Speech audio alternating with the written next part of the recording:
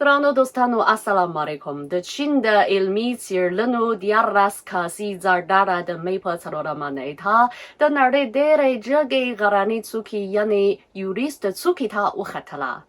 دغه ډلې د اپریل له شلمې نېټې راهیسې یو لړ علمي څیړنې او ازموینې ترسره کړي او ګڼ نوي نړیوال ریکارډونه یې ټینګ کړي دي. اوس راځئ په دې ویډیو کې اړوند جزئیات وګورئ.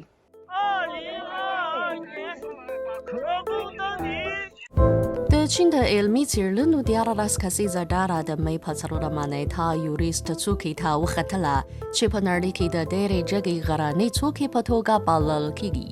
یادې ډلې د سمندر له سطحې څخه د 8810 مترو په جګوالي د هوا پیژندنې یا اتوماتیک سټیشن جوړ کړی او دا په نړۍ کې لومړی سټیشن دی چې ډېر جګوالی لري او هم د ايوريسټ څوکې د عمومي علمي څیړنیز پروګرام د بریالیتوب نښه بلل کېږي. د معلوماتو له مخې چیني علمي څیړونکو دغه پروګرام د اپریل په شلمه نېټه پیل کړی او له 5200 مترو څخه تر 8810 مترو په جګوالي ځای کې یې د هوا پیژندنې 8 اتوماتیک سټیشنونه جوړ کړي چې له دې جملې څخه د 4 سټیشنونو جګوالی یې له 2000 مترو څخه هم لوړ دی. د چین د علمي څیړنو یادې ډلې په دغه پروګرام کې د ازون د دایرې د څیړنیز باورون د پورته کولو،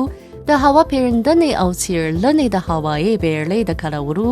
د ډېر دقیق رادار له لارې د یخ د پنډوالي د څیړلو او د مثالونو د اخیستلو په شمول ګڼ نوي نړیوال ریکارډونه ټینګ کړي دي.